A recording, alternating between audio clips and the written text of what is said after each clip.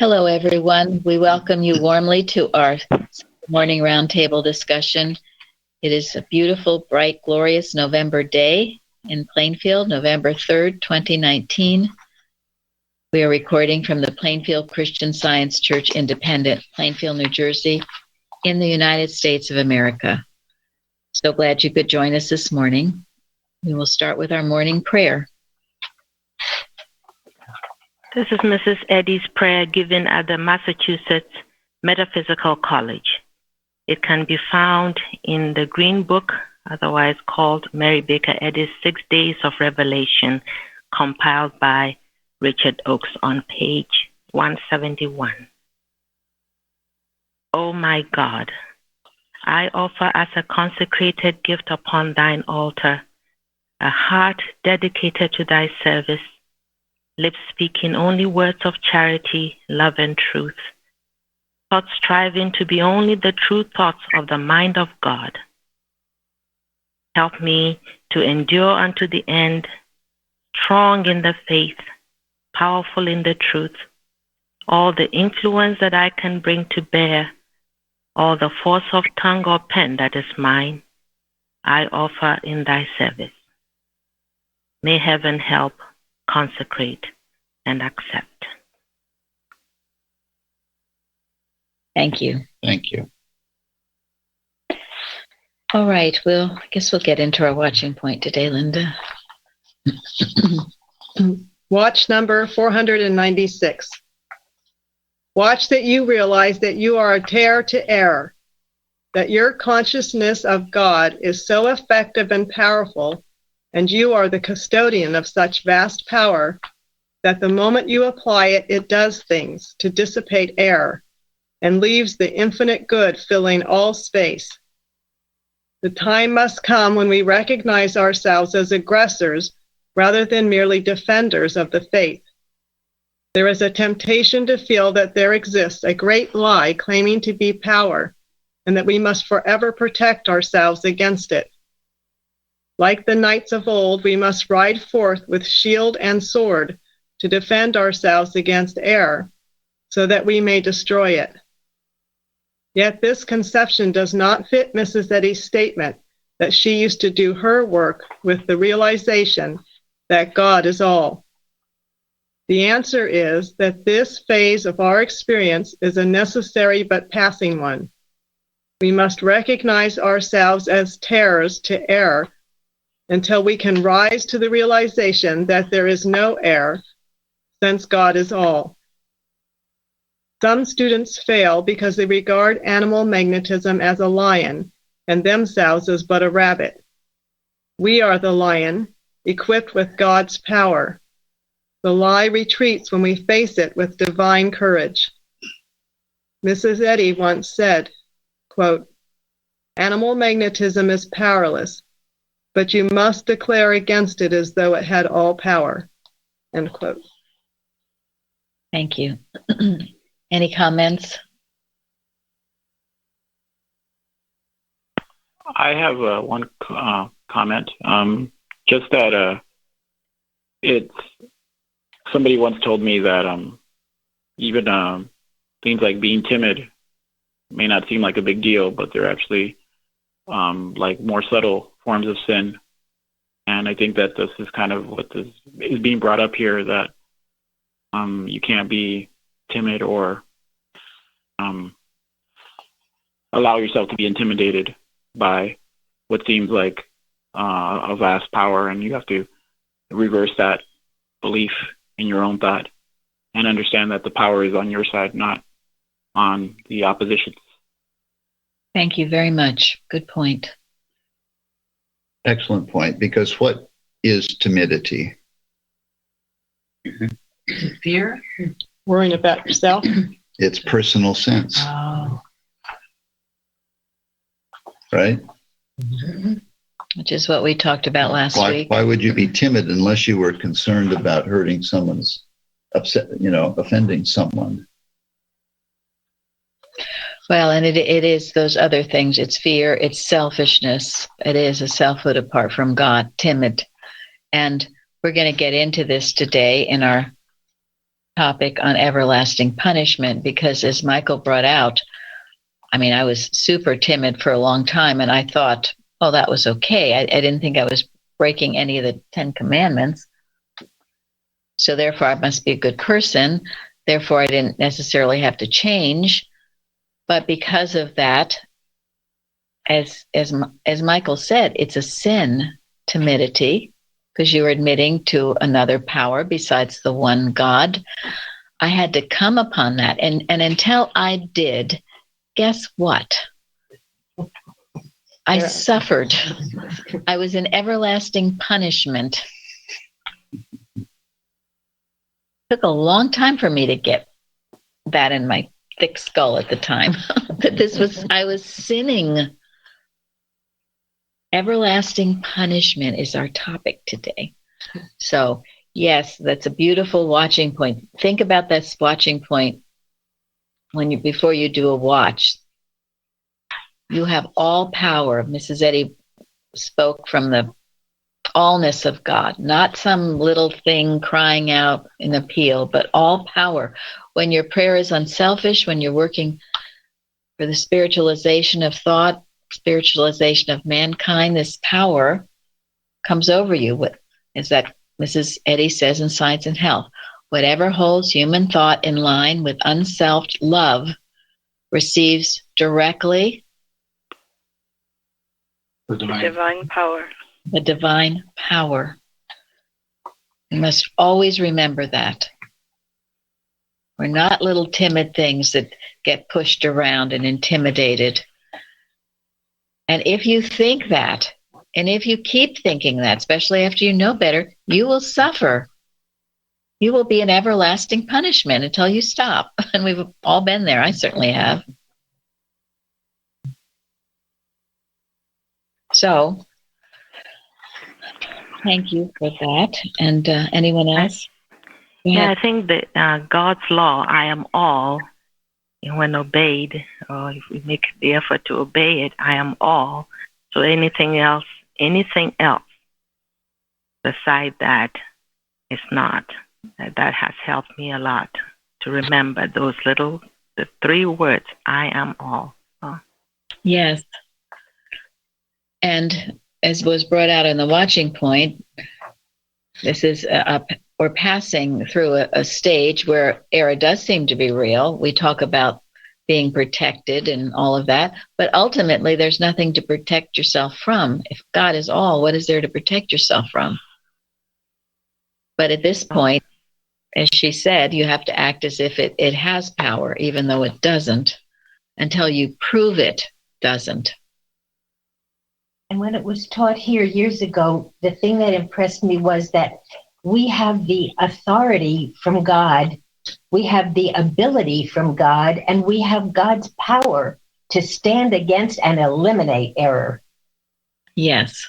That was very helpful. It took me a while to do it, but yeah, it's a freeing thing. It is. And once you start working this in the right sense, you will find out it's true. How do you think David defeated Goliath? Not because he thought he was some timid little boy and this was an awful giant.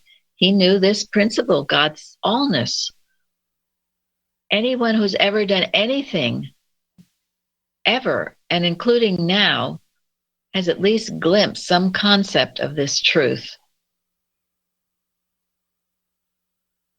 And when you get back to where we are, in terms of having to protect ourselves or anything like that, you soon realize the only thing you need to protect yourself from is the false belief that God is not all power, that there is some other power besides God. Thank you. Oh. And the only fear that you should have is fear of disobedience to God. That's the only legitimate fear. So the golden text is love worketh no ill to his neighbor, therefore love is the fulfilling of the law, Romans. But then we get into what I was just talking about. Jeffrey, you want to read the first 2 citations in the responsive reading, please? Let every soul be subject unto the higher powers, for there is no power but of God, the powers that are ordained of God. That be the are powers ordained of God. Excuse me. The powers that be are ordained of God. Whosoever therefore resisteth the power, resisteth the ordinance of God, and they that resist shall receive to themselves damnation.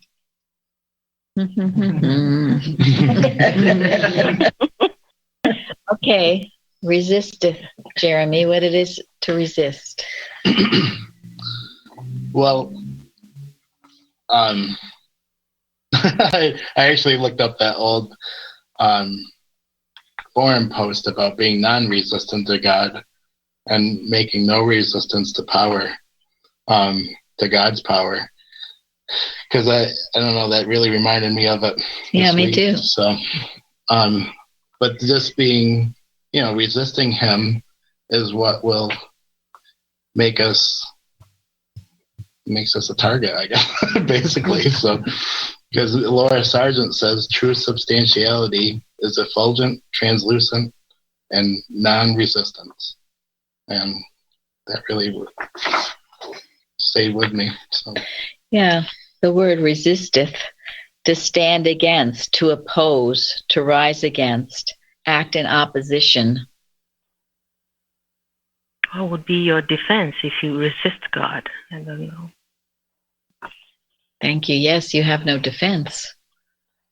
And so how do you do this? Because this is damnation. This is everlasting punishment. How do you do it? Go ahead. I'm sorry. I think self-will is definitely a resistance to God. Thank you very much. You're going to do your will. I want what I want, so don't get in my way. Yes. Or even I want this and I want it now. Yes. You want, your healing. What was one of the, I think it was one of the watching points perhaps, where he said, I don't want the healing until I get the lessons learned, the understanding that I need. Because when you have a problem, it's just an opportunity to grow and get closer to God. There's a reason it comes to you for a lesson. And if you're gracious and bow to learn that lesson and don't resist the ordinance, then you'll come out stronger and better before. But if you justify, and that's what Janet was saying, the selves, that's the adamant of error, and God can't come through, and you will be miserable until you stop. And you can have a practitioner praying for you for 25 years. And sorry, the change has to come from within.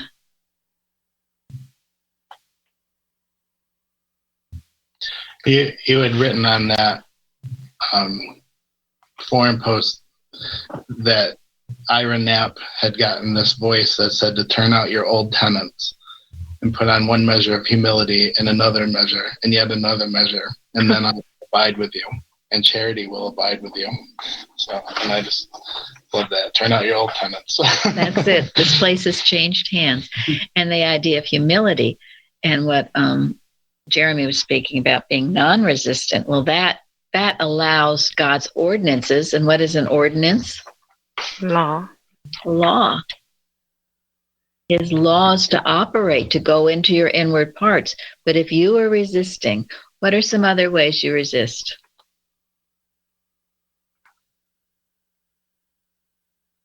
Living an ungodly life or unchristian life is a form of resistance. Most definitely. And that's what, the next verses, 1 Peter, and then also 1 Samuel with the story of Nabal. Well, and if you were doing things, like if you were timid and you won't give it up, you just continue to be timid, because that's your personality, or for whatever reason, and you try to justify it, and you justify it, you are sinning, and you will suffer. If you were being fearful, I think I told you once how many times the Bible says, "Thou shalt not fear." It's a lot. 365, wasn't it? Oh, what? Once every day. Once a day. This time I have a reason to be afraid. I'm going to be afraid no matter what. You are resisting God's law, and you will suffer. I did. It's sometimes these little things, you think, well, I haven't committed adultery. I haven't stolen from anyone. Didn't kill anybody. Well, then you're okay. No, it's these little foxes that spoil the vine, and you've got to be aware of it. If you are negative and you insist on it, you're going to be doom and gloom. You don't want anybody to get too happy. If anybody says anything good, you'll bring it down to how, well, things are really awful. You insist on that when you're being told the joy is part of your being. Your joy no man can take from you. You insist on it, you will suffer. Or if you insist on worrying about someone or someone's, something bad might happen, so it's okay. I'm going to worry about it. I'm going to look out for them, and because bad things happen to people, right? And you see all condemnation. Yeah, that's a really good one. Yeah, I don't deserve it. No. I'm not worth anything. I'm worthless. I've never done anything right. I can't speak up because who am I? If you start out from knowing, as in science we should, that you are a child of God, that should correct it. But you've got to start taking the steps to do it. And if you refuse, you are resisting the ordinance. Well, it feels like it's even burning commandment. Well, it is because of commandment 1. But when I go that place myself, then I'm stealing from giving what I'm supposed to do to give to the world. Yes. Not working. So that hit me. That's the biggest thing. All of these are self.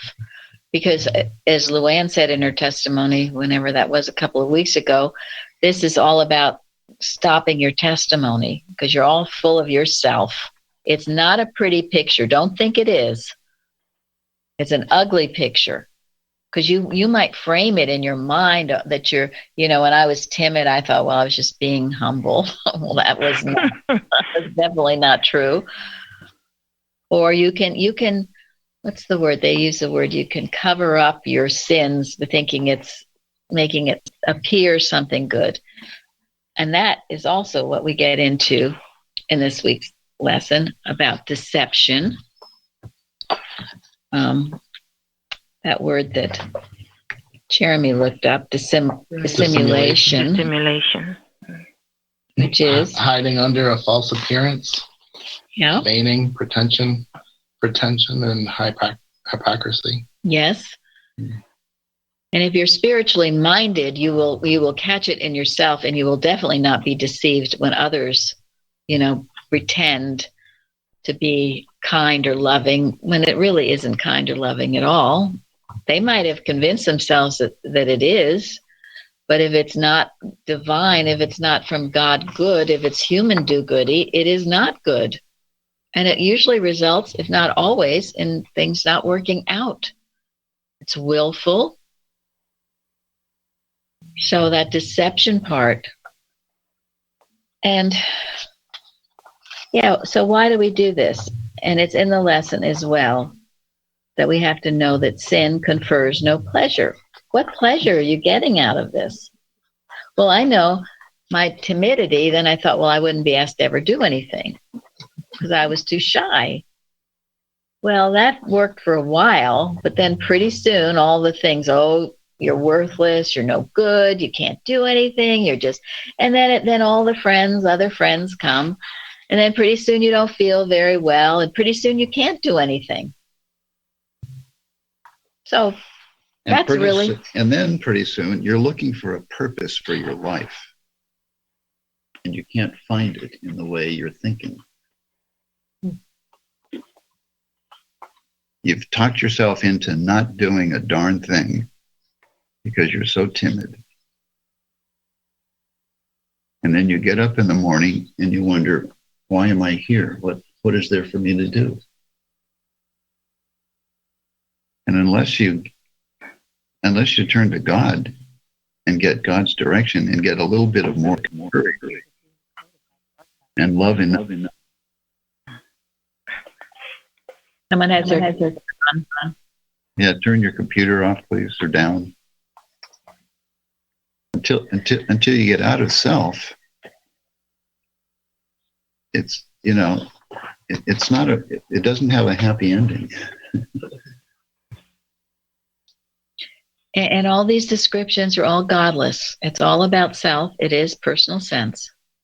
And it's very interesting because it says, they that resist shall receive to themselves damnation. So who did it? Themselves. You did it to yourself. And you might start off thinking, it's great, timid, no one will ask me to do anything. And just as I said, and Gary said, it gets worse and worse and worse. And pretty soon you can't do anything. You physically can't do anything. All the roof just caves in. So it's like, well, thanks a lot, that I followed this train of thought that was so godless. And I have been on that train, and the effort it takes to turn myself around. Finally, I got so tired of it. I said, I'm not going that way ever again. Shut up. And sometimes that's what you have to yell. Don't listen to those voices. I will hear no other voices. I will heed no other call. It's not your friend, and you will suffer. And it will seem like everlasting punishment until you stop. But this is just, and this isn't God doing it to you. You've done it to yourself. This is just ways to wake you up, to get you back on the right path so you don't do it. If you didn't suffer, then you'd keep doing it. And what Joe wrote about sin confers no pleasure, and this knowledge strengthens moral courage and increases the ability to master evil and to love good. And then she quotes the old Cole Porter song, I get no kicks from champagne. And then she said, I get no kick from guilt or shame. Mere self-pity doesn't thrill me at all. So tell me, why should it be true that I get a kick out of feeling blue? Well, why do you? Tell me, why do you? You must get something from it. You love your selfishness. You love to think about yourself. You'll just spend the day thinking about yourself and feeling miserable. Well, please do that. If you want to, do it, but just don't bother anybody else, okay? Because that's the thing. You end up bothering a lot of people. And you're certainly not helping the world situation while you're sitting there having a pity party, as Linda said. You're pulling everything down rather than aiding in its upliftment, which just brings satisfaction and joy in every good thing. So why does Mrs. Eddy have a lesson, the subject of which is everlasting punishment? I think to teach us exactly this. There's a doctrine among a lot of religious beliefs that there is such a thing that's true. As everlasting punishment, that if you do certain things, or you're damned forever, you'll be punished forever. Yeah. That you're sunk. It's too late. There's no hope. Well, so what does the Golden Text have to say about that? Mrs. Evans used to love to teach this subject. She'd say, everlasting love destroys the belief of everlasting punishment. Because what is it that gets punished?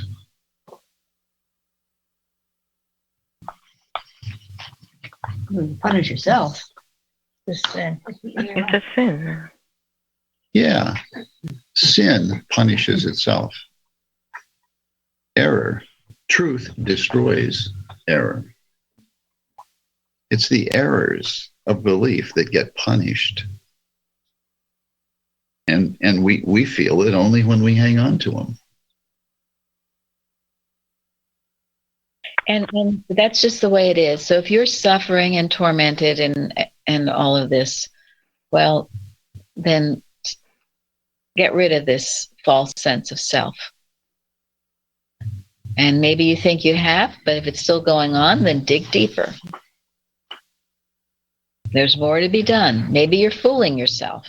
Maybe you think you don't hate your neighbor, but maybe really you do.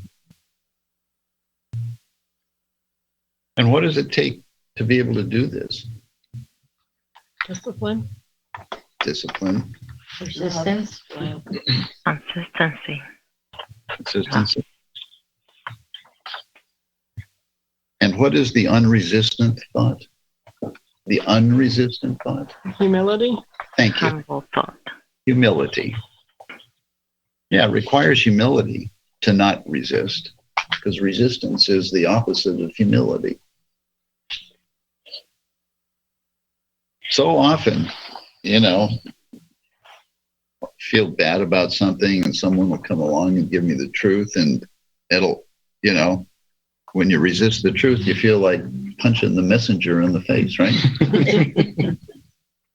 That's what they did to Jesus. That's what they did to every prophet. That's what they did to Mrs. Eddy. That's what they tried to do to a lot of her students. They didn't want to hear the message because they were resistant. But some people got it. Some people had the humility to look within themselves and say, yes, it's this false belief that's doing this to me. Never be afraid to look deep within. If it's a false belief, unattach it from yourself. Let it go. Don't be embarrassed because you had a false belief. Don't be embarrassed because you suffered because of it. Let it go. It was never truly part of you. As Carol said, God gives you the ability to do this in Signs and Health.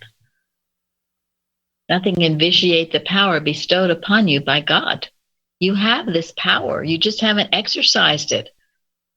And I can't exercise it for you. No one could exercise it for me. You have to exercise it for yourself. Be willing not to give up. Don't just, I have to try it now. And if it doesn't work, I'll never get it. Just keep going, keep going. That's it. Step up on. That's very true. There's a passage in Matthew that sort of bothers me. It's when Jesus is saying that he will sit on, when the Son of Man shall come in his glory and will sit upon the throne and gather all the nations and divide the sheep from the goats. And the goats are the ones that don't help other people. And they will go away into everlasting punishment, but the righteous into life eternal. That's always bothered me. That's because you're taking it personally. I guess so. The sheep and the goats. He's not talking about people. He's talking about states of thought. The state of thought that is a goat is condemned to everlasting damnation because it is not of God. That is how we heal, by condemning false beliefs to everlasting damnation.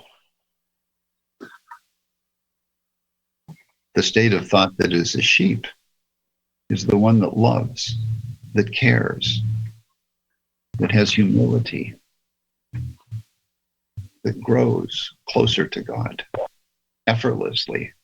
Well, maybe sometimes not so effortlessly, but grows closer to God. Well, it seems that we are the sheep, and we have to work to not allow ourselves to feel that we are the goat. I guess we gotta resist that. Yeah. God's true creation is the sheep. The lie about God's creation is the goat. Our job, excuse me. no. Our job is to know who we truly are and be that image and likeness of our Creator. I have a question, if I might. I knew somebody who, when they were very young, had an abortion, and she is much older now and still condemns herself. And I know most Christians would consider that to be unforgivable. I am not on either one side or the other of it, but I don't know how anyone could have suggestions for how to address that, because I have tried. Mrs. Eddy says there is no unforgivable sin. There is no fatal mistake. And something that has helped me over the years is I did the best I could at the time. Thank you. According to your understanding. Paul was forgiven. Paul was forgiven. And it's a big debate now too, whether that is considered a sin or not. So I know the Christians do consider it a sin, but some of these things, yes, she was doing the best she knew at the time. Is there anything she can do about it now to change what she did then? No. So you have to let it go and give the past to God. Otherwise, that's the accuser, the tormentor, who will torment you day and night. It's everlasting punishment. Yes, it is. Yes, it that's is. Really, it's sad, really, because I worked with a lady years ago who had this doctrine in whatever church she belonged to, and she was almost 80-something and still had this on her. She had developed intractable pain, I'm sure, from that kind of thinking of being punished forever.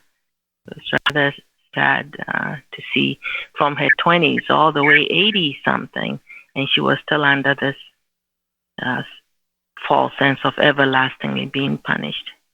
Yes, and that is a reason, and that's the Catholic system that we've talked about, where they, and other religions too, where they use this against you. You did something, therefore you are a sinner.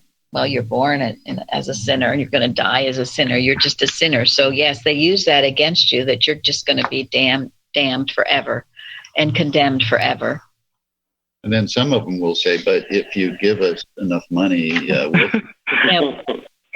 we'll forgive you. Exactly. It's all, this is false teaching.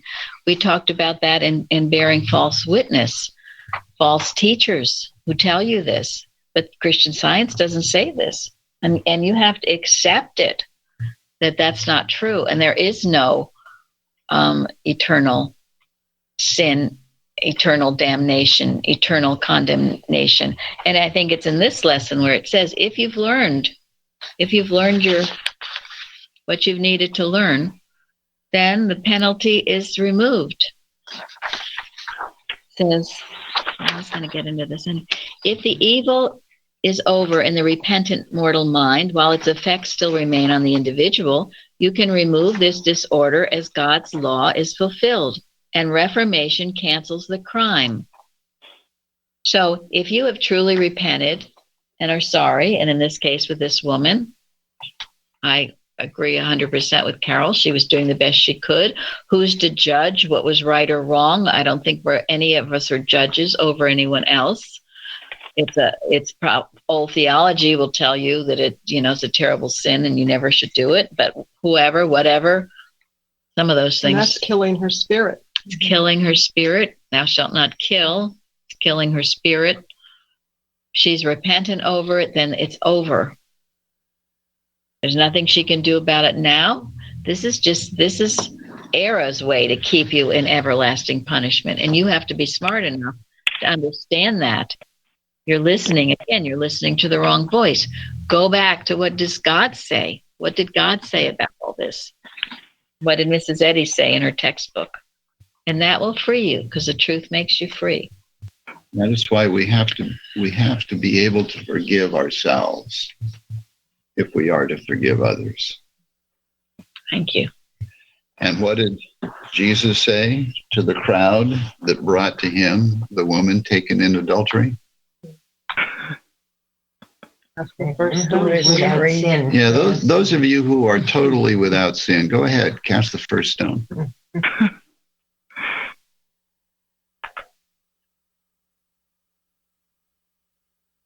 So she should forgive herself. Thank you. Yes. Because God forgives. Yeah. And trade that self-consciousness for a Christ consciousness. I know I struggled with being self-conscious for a long time. And then once you detect it, then when it tries to creep in again, it can't, you can throw it out. But it's all related to self-consciousness and personal sense. And just trade that in for Christ consciousness, and then, gosh, it's just so much better. Thank you. No, very true. There again, getting away with self. This is thought from God who loves me. That's right. And we ultimately know too, there is no death. You couldn't really kill anything even if you tried, because there is no Can't death. kill spirit. Yeah. She also wasn't a personal creator. She wasn't a personal creator. It's all, again, the belief of life and matter, which science is the only clear explanation of all of this. But if you're under old theology, yeah, you'll feel guilty and condemned. And some people actually, I know when they are feeling guilty and condemned, they get into situations where it continues, abusive husbands or abusive this or abusive that, because somewhere they feel guilty, so they feel they deserve to be beaten and mistreated. And it's an awful situation until the truth makes one free. So watch these thoughts. Go back. Keep it simple. Go back to the basic truths. Don't get intellectual about it, because if you get intellectual and, did I do this? Or maybe this was right. Maybe I shouldn't have done that. Or I did it once. And maybe I should have done it twice. You go on and on with this stuff. No. Is this a thought from God or not? Keep it simple. Accentuate the positives, eliminate the negatives, and don't mess with Mr. In Between. Thank you. Yeah. Yeah, don't be a sheep wearing goat clothing. Right. Well, and I liked in that it was at citation 7 in Science and Health also, where Mrs. Eddy says, a corrupt mind is manifested in a corrupt body. Lust, malice, and all sorts of evil are diseased beliefs. Whoops. And you can destroy them only by destroying the wicked motives which produce them. They are the goats. And they will be punished everlastingly. Now, I thought too, that word resistance to God, another word for that is rebellion. And I remember years ago, I was kind of found this interesting, that cancer cells are supposed to be rebellious cells. If you indulge in a lot of rebellious thoughts for long periods of time and you don't get that you're to stop, well, sometimes your body acts up. And that's all it is. It's not to be feared, because if you can correct it, it doesn't have to be. But she's very clear on this. A corrupt mind is manifested in a corrupt body. Lust, carnal appetite, evil propensity, unlawful desire, malice, extreme enmity, a disposition to injure others without cause, the spirit of revenge, Those are diseased beliefs. So if you think that there is no price to thinking those diseased beliefs, think again. There is a price. But remember, too, you are in the Adam dream. Okay? And that's where you get your victory over it. This is the Adam dream. The false beliefs, the lust, the malice, the diseased condition. It's the Adam dream. The power apart from God, a selfhood other than God. You are dreaming the dream. And you need to be awakened into the truth about you, which is not rebellious. It does not resist. That's why I love the definition of grace. Spirit or influence in man to strengthen and regenerate. This is in you, the Spirit. And regenerate means to implant holy affections in the heart, a virtue of divine origin. So God didn't make you with a tendency to want to think beliefs, diseased beliefs, and all of this. That's not your nature. If you declare for the truth about yourself, your nature is to love God, to have holy affections. That's a wonderful grace of God. And how many people, how many stories have I heard about people in prison who have come to this and have totally repented and end up doing tremendous good in their lives, or other ways, or drug addicts, people who have had terrible pasts, and they've come to this, the amazing grace of God. We watched that movie about the guy that wrote the words to it anyway. And, yeah, that was a great movie. And what he went through in his life to still write those words shows a lot for him. It does. It's amazing, amazing grace. So there's hope for everybody and everybody to get out of this sense of everlasting punishment, whatever it calls itself. And in the lesson, we have the story of, Abigail was following all the things, right? She eschewed evil, she did good, she sought peace, she ensued it. She tried to live peaceably with everybody. And even the son of Belial. Even the son of Belial. And she was lifted out of that situation and ended up, marrying David. While Nabal, again, he was selfish in dreamland, selfish, nasty, materialistic, hard-hearted, greedy. Thank you. Resistant. Carnal mind, resistant. Not even trying to do the right thing. And so look what happened to him until he wakes up. And Mrs. Eddy makes that clear, either here or hereafter. And in his case, it was hereafter.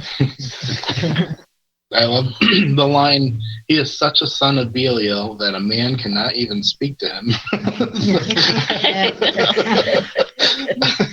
It says a lot. Gives you a good idea of what that was all about. Yeah. So it's a good example of how to receive everlasting love or how to fall into that everlasting punishment category. And David was a bit of a mixture. He certainly was good, but then he was ready to be vengeful, wasn't he? And that happens. Things happen to you and you say, my God, what's the matter with that person? I'm gonna really knock the you-know-what out of him. And then you have to stop. Abigail stopped him. And he loved her for it. And saved that whole situation. So, vengeance is something, it's kind of, especially if you've thought wrong has been done to you. And then we get into another topic, like with Christ Jesus. He did not do anything wrong. He did not deserve anything. He was spotless. I would say that about Mrs. Eddy too. And that can happen. And people will try to make your life as miserable as possible. That's what story of Joseph in the Bible. Almost all these, Daniel in the lion's den. These people had done no wrong. And so what did they do?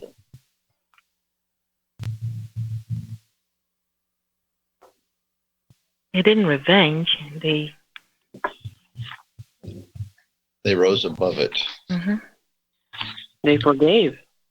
They forgave. They the list in First Peter, the list in Romans. Well, they carried the godlike message, didn't they? But they surrendered totally to God. Yeah. They did not question. They were so obedient and so pure. Yes. And Jesus said, Father, forgive them, for they know not what they do. Overcome evil with good. That's what they did. Yeah, they did. And that was interesting what Suzanne wrote on the forum about that. When you do that and overcome evil with good, and that I was to you, oh, this is all wonderful. And then it says, in so doing, thou shalt heap coals of fire on his head. And Suzanne, what was that explanation? So I wrote, it is probable that it refers to an Egyptian practice of a repentant person carrying on their head some form of vessel with hot coals in it, symbolizing their repentance. So the idea would be to feed and give drink to your enemy so that he or she will repent of their animosity towards you. Yes. When the enemy is treated as a friend, when good is returned for evil, then there is a chance evil will be overcome. Yes. So, a sign of repentance to have those coals on the head. Well, and also when you do that, it can enrage a person even more. I mean, Jesus never did a thing. Sometimes people get more angry at you that you're not responding to their anger. And that's when you still got to keep doing it. And if you do it, ultimately, there's nothing they can strike on. What can they strike on? You're not, no personal sense of self is there. If you have that personal sense of self, they can strike on it.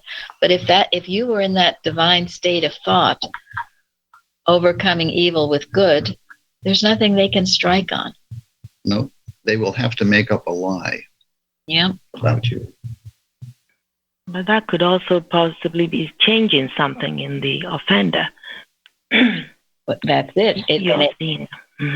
Ultimately, that is what will happen. Won't happen initially, but ultimately it will.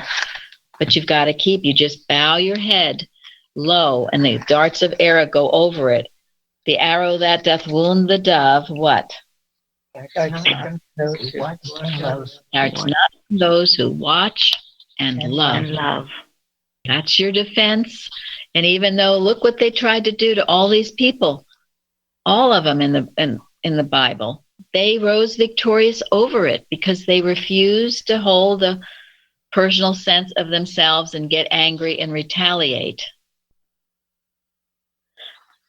But I also want to give just a moment to what Linda wrote about, because this struck me too in the lesson too. Wrath which is only appeased is not destroyed, but partially indulged. That's Science and Health. This is something, because this is how you mesmerize yourself to thinking, oh, I'm not hating anybody. I'm not angry. And what's the definition of appease? To make quiet, to calm, to pacify. And to destroy? To cause, to cease, to put an end to. And indulge? To yield to the practice of without restraint or control. So you see, you think, oh, I'm being loving. I don't hate that person. But then some little incident will happen and it'll come pouring out of you. You might have tried to subdue it, but you haven't pulled it out by the roots. You haven't really studied love your enemies and taking offense that Mrs. Eddy wrote until it does that healing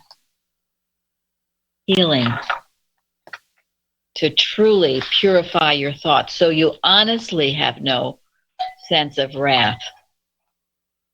It's got to be done.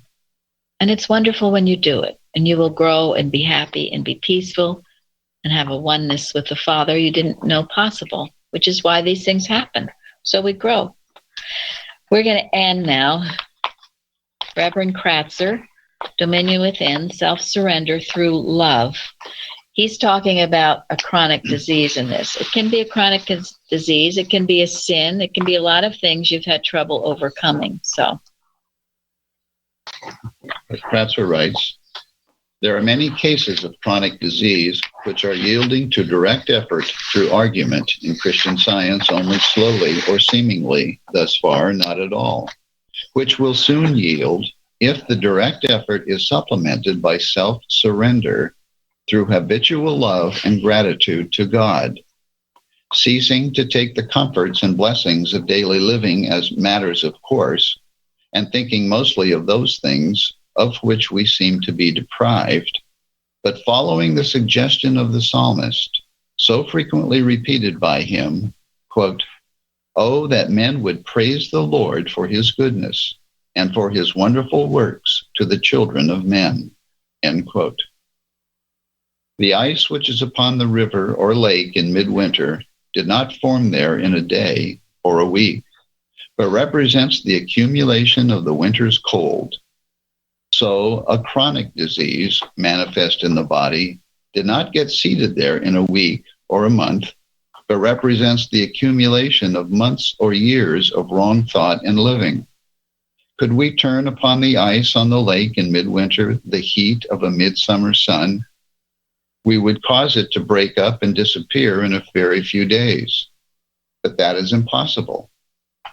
However, the continued shining of the sun of early spring, dispensing each day a comparatively slight amount of heat, before very long breaks up and melts the ice away. Could we turn upon the accumulation of wrong thought in mortal mind and the resulting disease a large realization of the love and power of God, and we often can, we could cause the disease to break up and wholly disappear in a few hours or days, and this is frequently done.